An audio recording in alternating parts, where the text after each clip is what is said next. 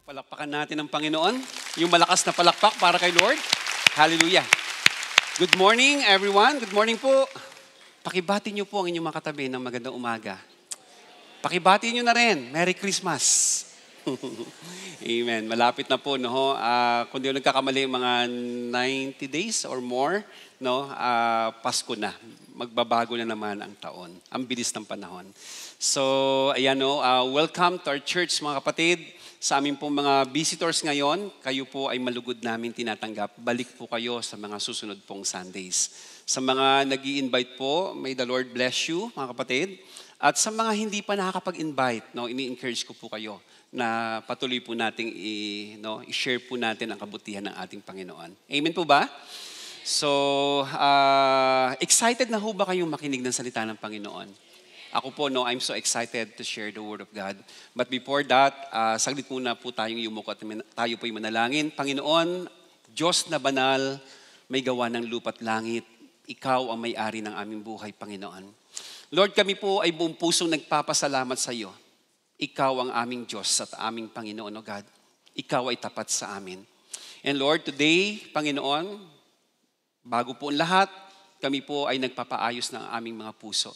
Patawarin niyo kami sa anumang pagkakasala, anumang mga sinasadya o hindi sinasadyang kasalanan, O God. And we ask, Lord, your forgiveness. And Lord, we pray, cleanse us by the blood of Jesus, O God. And Lord, sa umagang ito, O Holy Spirit, Lord, we entrust to you, Lord, this service. Lord, kayo po ang mangusap sa bawat isa sa amin. Bless your people, Lord. Bless your word and bless me as your mouthpiece, as your messenger. Thank you so much, Lord. This I pray in Jesus' name. Amen. Amen. Sige po, palakpakan natin ang ating Panginoon. So, kamusta kayo, mga kapatid? Kamusta ang ating mga pangangatawan? Pwede ho bang pakitingnan niyo po ang inyong mga katawan? Sige nga po. Ayan. Alam niyo po, no, human bodies have different parts, no? May iba-iba pong bahagi ang ating katawan. Same with us, no, as a church, as a body of Christ, tayo rin po ay may iba't ibang bahagi, no? Meron po tayong kanya-kanyang or iba't ibang mga spiritual gifts na ipinagkaloob sa atin ng Panginoon. So, ganun din, no, sa early church, in the church in Corinth, sila po ay, no, they receive spiritual gifts from the Lord. Ang problema lang, no, na mali po sila ng paggamit sa mga spiritual gifts na natanggap nila sa ating Panginoon. This is the reason why Paul wrote 1 Corinthians chapter 13. Kung bakit isinulat po yan ni Pablo, no? Ito isinulat niya, no, as a reminder for them, no? Paalaala sa church in Corinth. So, sabi ni Pablo, no, sa kanyang sulat in chapter 12 verse 31, now eagerly desire the greater gifts, and yet I will show you the most excellent way. Sa Tagalog, sabi niya, ngunit buong sikap ninyong hangarin ang mga kaloob na mas dakila, mas mabuti. No? At ngayon tinuturo ko sa inyo ang landas na pinaka mabuti sa lahat. The most excellent way. So, nung ito po ay sinulat ni Pablo, no, ina-address niya sa church in Corinth. At sabi ni Pablo, no, in 1 Corinthians 13, verses 1 to 3, ano sabi ni Paul dyan? If I speak the tongues of men or of angels, but do not have love, I am only resounding gong or a clanging cymbal. Meaning, no, having a spiritual gift is meaningless without love. You are only creating noise. No? Pwedeng tayo po ay napakarami nating talento, pero kung wala namang pagmamahal, no? Yung ugali natin hindi maayos, nawawalan po ng saysay, no, ang mga bagay-bagay. In verse 2, ano pa sabi yan? If I have the gift of prophecy and can fathom all mysteries and all knowledge, and if I have faith that can move mountains but do not have love, I am nothing. I am nothing. Ibig sabihin lang, no, all these gifts are irrelevant apart from love. Pwedeng napakagaling mong magpaawit, ang galing mo magturo sa simbahan. Pwedeng tayo po we are a good leader. Pero kung wala pong pagmamahal, napaka-irrelevant po yung ating ginagawa. Okay? At ano pa, verse 3, sabi and though I bestow my goods, all my goods to feed the poor, and though I give my body to be burned, but have not love, it profits me nothing. Sabi dyan, giving and sacrificing your wealth and life without love, it is useless. It profits you nothing. Kahit pala, napaka-generous natin, binibigay mo ang yaman mo sa mahihirap, itinutulong natin, grabe yung sakripisyong ating ginagawa, but without love, it profits me nothing. Wala po itong saysay, ang ating ginagawa. At pinapakita rito na love is important. Very, very important ang pagmamahal. Sabihin nyo nga po, pagmamahal. Napakahina naman. Pakisabi po natin, pagmamahal. Ayan. Very important yung pagmamahal. Sabi rin po sa 1 Corinthians, sabi ni Paul dito 16:14, let all that you do, sa lahat ng ating ginagawa, be done with love. Ibig sabihin lang, love is a necessity in all we do. Mapasimbahan, mapatahanan, mapa-workplace, o saan man tayo naroroon. Lahat ng ating ginagawa, gawin natin ng merong pagmamahal sa ating mga puso. Amen po ba? Amen ba, mga kapatid? Sige po, palakpakan natin ang ating Panginoon. So, ang tanong ngayon, what is love? Ano ba itong pag-ibig na to? Sabi po sa verse 4, ano sabi dyan? Love suffers long and it is kind. At anong bang klaseng pag-ibig na what kind of love is this? Ito po ay ano bang pag-ibig itong ating pinag-uusapan? This is a godly love. The agape kind of love. The perfect kind of love. Galing po ito sa ating Panginoon. So ang tanong ngayon, kaya ba nating magmahal? Pakitanong nyo ang katabi mo, kaya mo bang magmahal? Kaya ba natin magmahal? If you are a true believer of Jesus Christ, the answer is yes. Pakisabi nyo nga po, yes! Yung malakas, yes! Kaya nating magmahal. Amen? Kasi simula nung tinanggap mo si Jesus Christ sa buhay mo, bilang iyong Panginoon at iyong tagapagligtas, ang katawan mo ay naging tahanan, naging templo ng Espiritu Santo, ng Holy Spirit. Kaya sabi sa Galatians 5:22-23, the fruit of the Spirit is love. Kaya sabi mo, kaya mo pala. Kaya pala natin magmahal. Sa sinasabi sa verse pong yan, yung pagmamahal, it is the quality of a true believer of Christ. Katangian po to ng isang tunay na Kristiyano. Tunay na born again. Amen? Kaya sabi ni Lord, in John 13:35, by this everyone will know that you are my disciples if you love one another. Ibig sabihin lang, love is the mark of a true disciple of Christ. Kapag tayo po ay totoong mga followers si Christ, ibig sabihin lang, ito ay tatak natin na tayo po ay nagmamahal. Kaya pakisabi mo sa katabi mo, kapatid, dapat nagmamahalan tayo. Malis ha.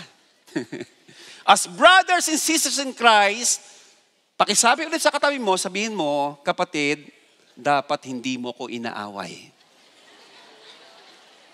Amen po ba? Amen po ba? Sige po, palakpakan natin ang ating Panginoon. So ngayon, paano dinefine ni Paul yung pagmamahal? Ano sabi ni Paul? Love suffers long. Sa Tagalog, ang pag-ibig ay matiisin.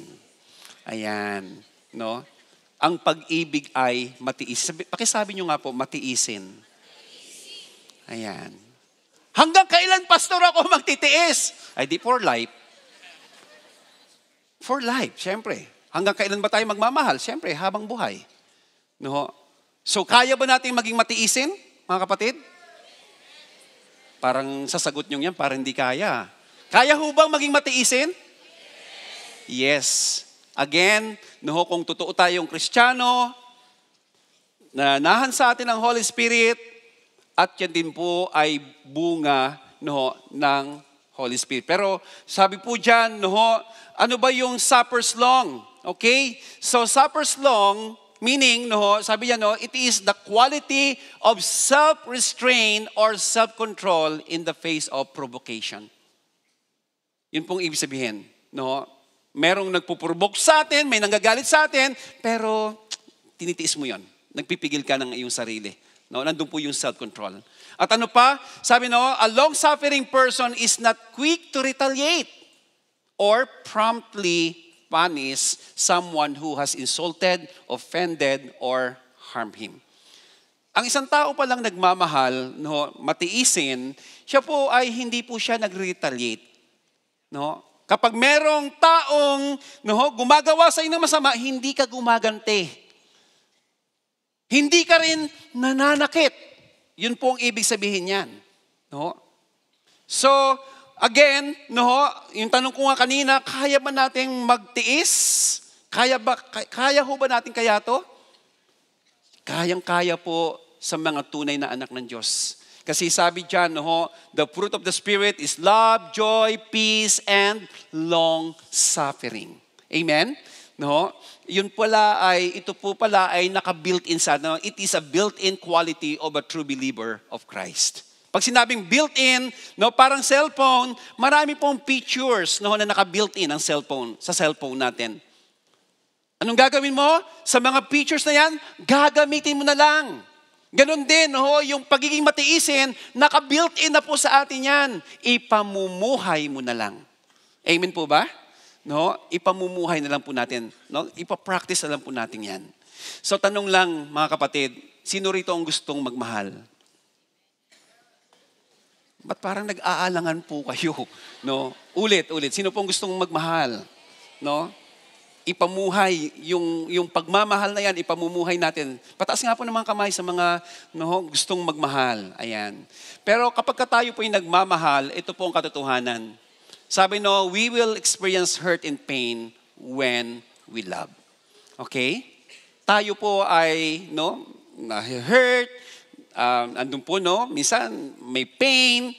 Bakit nga ba tayo na-hurt o bakit may pain?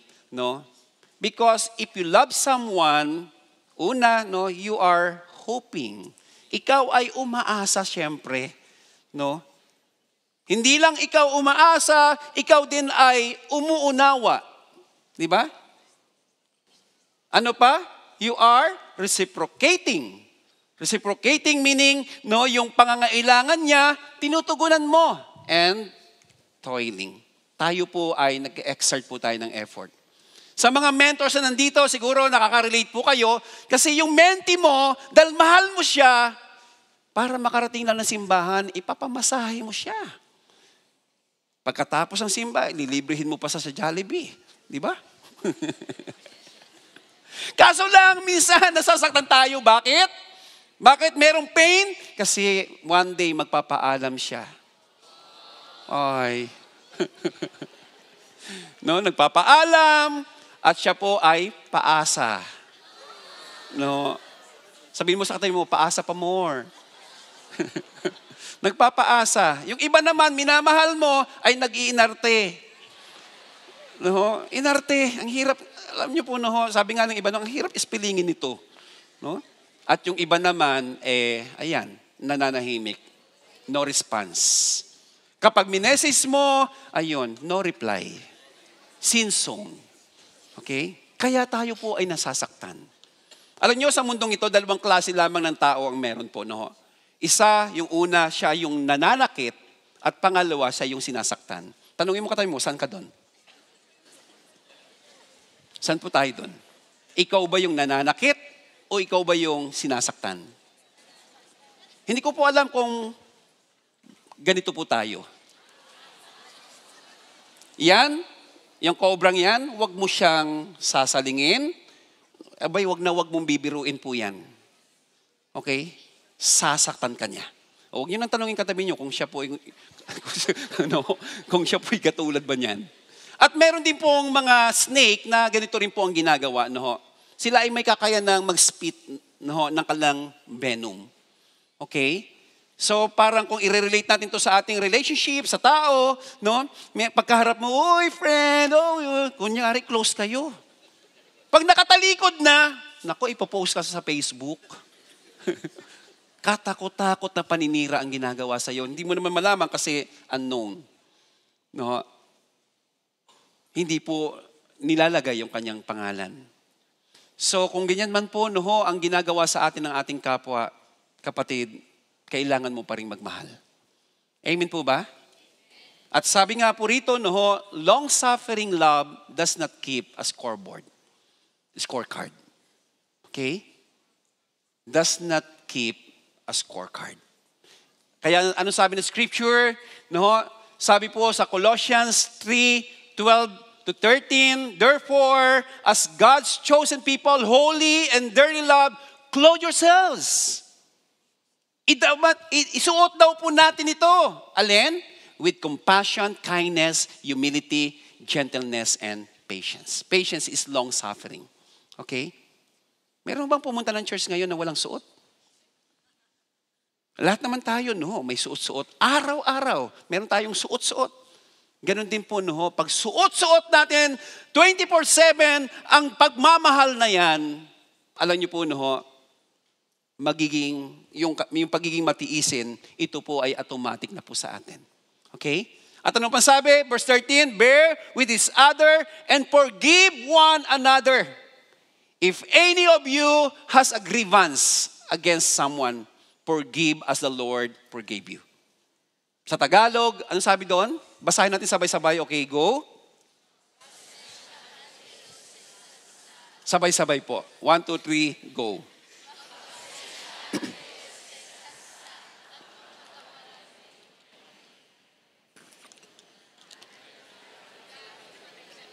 Ano na po sinasabi nyo?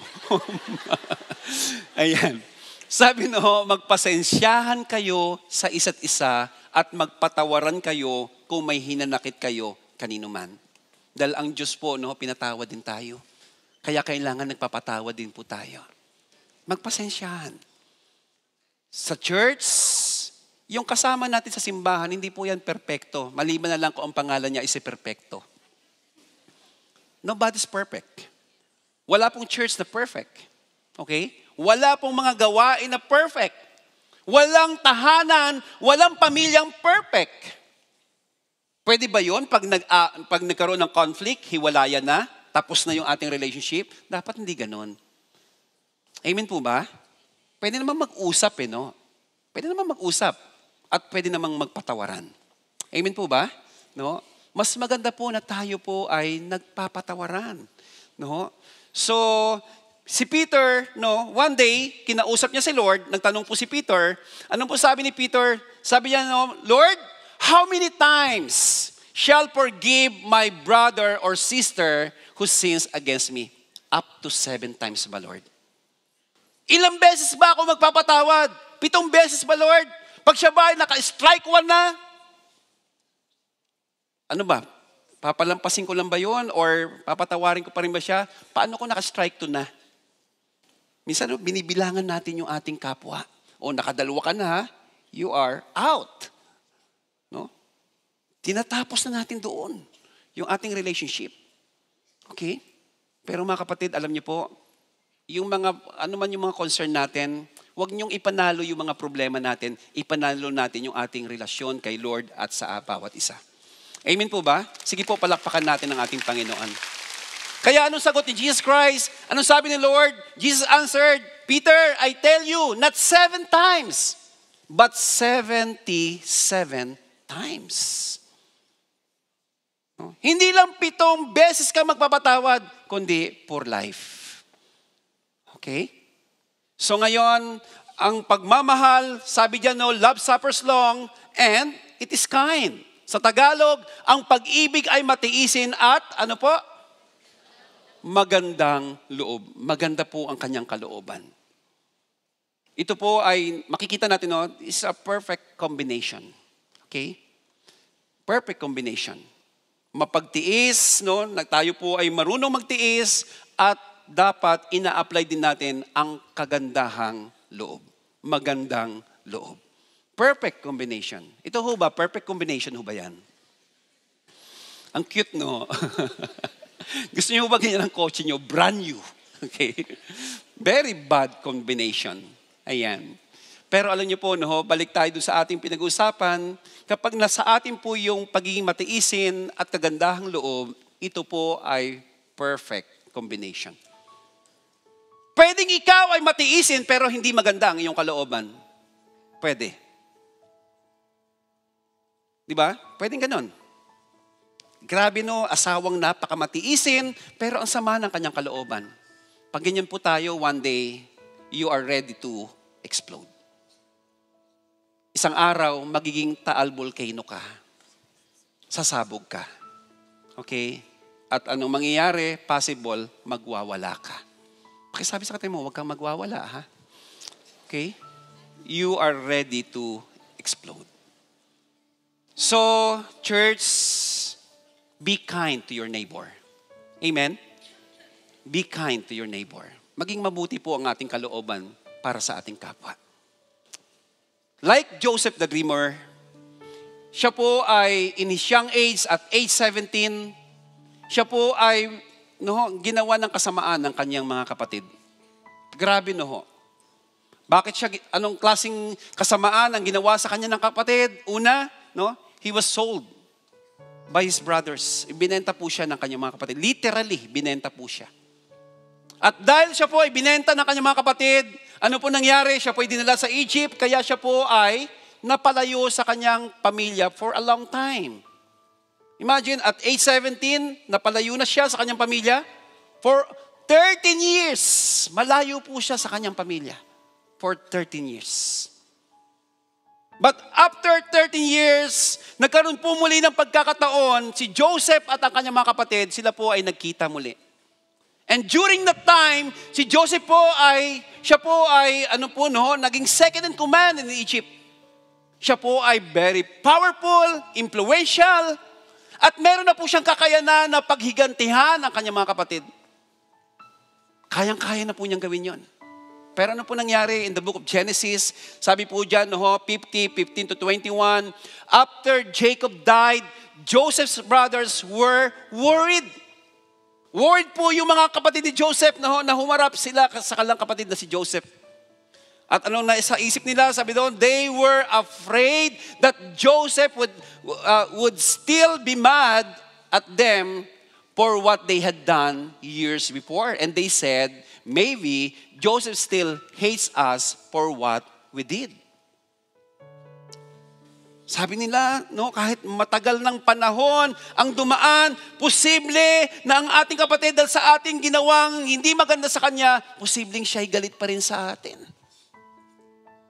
Ganon din sa buhay natin, Baka ang tagal-tagal na po na nangyari, may taong nakapanakit sa'yo, may taong gumawa ng masama sa'yo, hanggang ngayon, nag-i-emote ka pa rin. Sama pa rin ang loob mo. Samantalang yung taong gumawa sa iyo ng kamalian, posibleng kinuha na ni Lord, or posible, nakalimutan niya yun. Pero ikaw ay nasa bilangguan pa rin ng alin? Ng kasalanang hindi nagpapatawad. So mga kapatid, mahirap po kapag tayo po ay may bigat sa puso natin. Di ba mabigat po kapag tayo po ay may galit sa puso? Tama po ba? Lalo na po kung kagalit nyo yung ka-office mate nyo, tuwing pasok mo, affected ka. Lalo na rin kung kagalit mo misis mo o mister mo. Nakukuha nyo bang isang linggo, hindi nagpapatawaran? Hindi nag-uusap? May kailangan ka, may hinahanap ka, alam ni misis kung nasaan, hindi mo matanong-tanong kasi may pride ka. Samantalang pag nag-sorry ka, edi maituturo niya sa'yo kung nasaan yung hinahanap mo. Di ba po? Tuwing bukas mo ng gate mo, nakikita mo yung kapitbahay mo na kinagagalitan mo, ay di kawawa ka naman. Di ba? Pakisabi nyo nga po, mas maigi, mas mabuti ang nagpapatawad. Amen? Sige po, palakpakan natin si Lord. Next verse 16. So the brothers sent this message to Joseph. Before your father died, he told us to give you a message. Ito yung mensahe ng ating tatay, no, sabi nung mga kapatid ni Joseph. At ano yon? Sabi doon, he said, tell Joseph that I beg him to please forgive his brothers for the bad things they did to him. Sinasabi ni Jacob na patawarin mo na yung mga kapatid mo.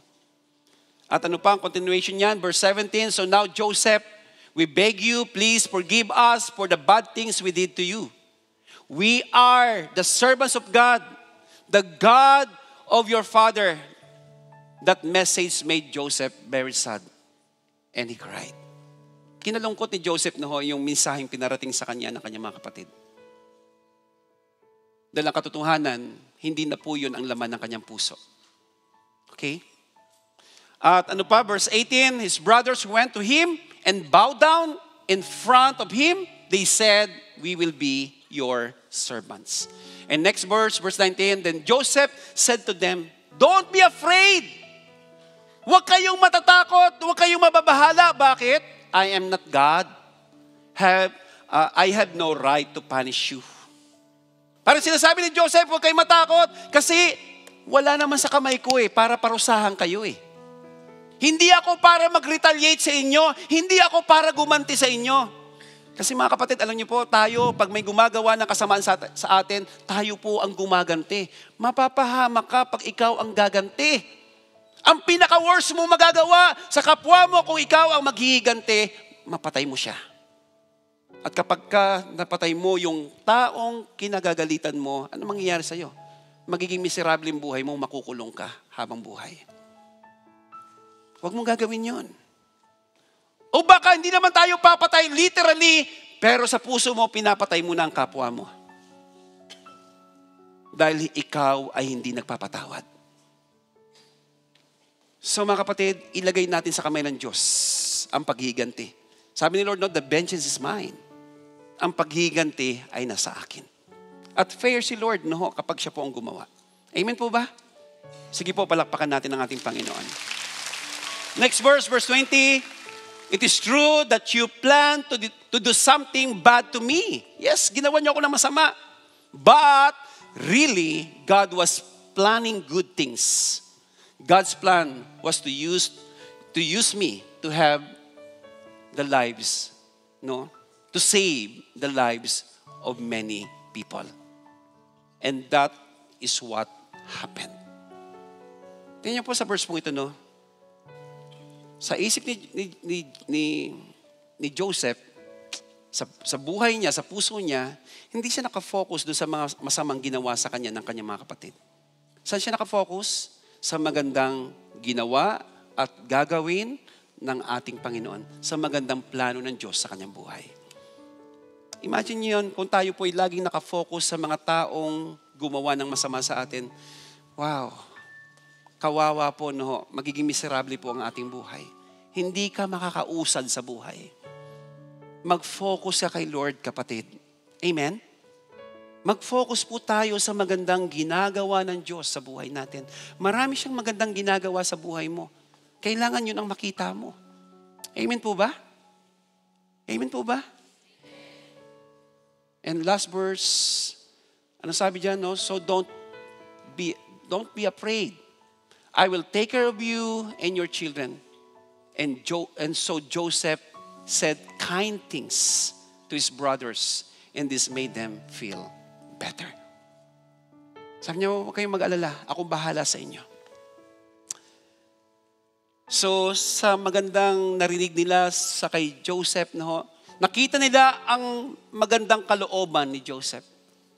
Nakita nila ang pagmamahal sa puso ni Joseph. Kaya napayapa po ang kanyang mga kapatid.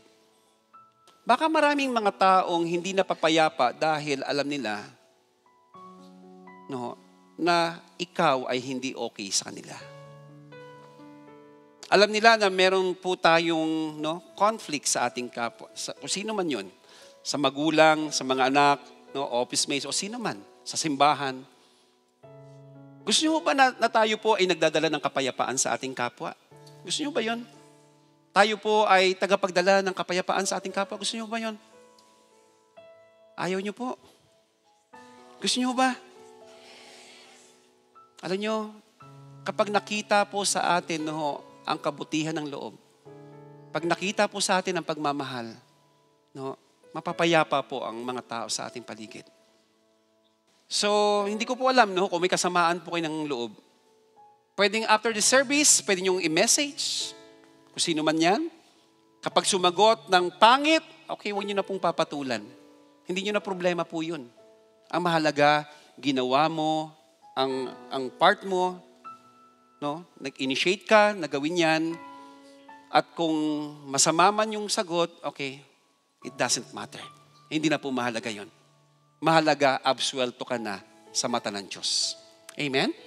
Sige po, palakpakan natin ang ating Panginoon. So, possible, no? Lahat tayo, kiniklaim natin na tayo po ay follower ni Christ. Amen po ba? Pataas nga po ng mga kamay sa mga kiniklaim mo sa buhay mo na ikaw ay true follower ni Christ. Salamat po sa mga kamay pong yan. Pero sabi po sa 1 John 2, 9, and 10, if we claim to be in the light and hate someone, we are still in the dark. Dalawa lang po yan, no? Kadiliman o liwanag. Siyempre, pag liwanag, kay Lord po yun. Kadiliman, siyempre, sa dyablo po yun. Sabi mo, born again ka na, kaso lang hindi ka nagpapatawad, ang dami mong kagalit. You are a liar. You are a liar. At sinasabi diyan, no, you are still in the dark. Abay, nasa dyablo pa rin. Kasi ang hindi pagpapatawad, ayun po ay katangian ng dyablo. Okay? Pero sabi diyan sa verse 10, but if we love others, minamahal mo ang kapwa mo, we are in the light. And we don't cause problems for them. So, kung talagang totoo ang pagmamahal sa ating mga puso, ikaw ay tunay na kay Kristo. At sabi diyan, no, and we don't cause problems for them. Hindi tayo nagiging sanhi ng away, ng gulo. Dapat tayo po ay, no, tayo po yung peacemaker. Amen po ba? Tagapagdala ng pagkakaisa.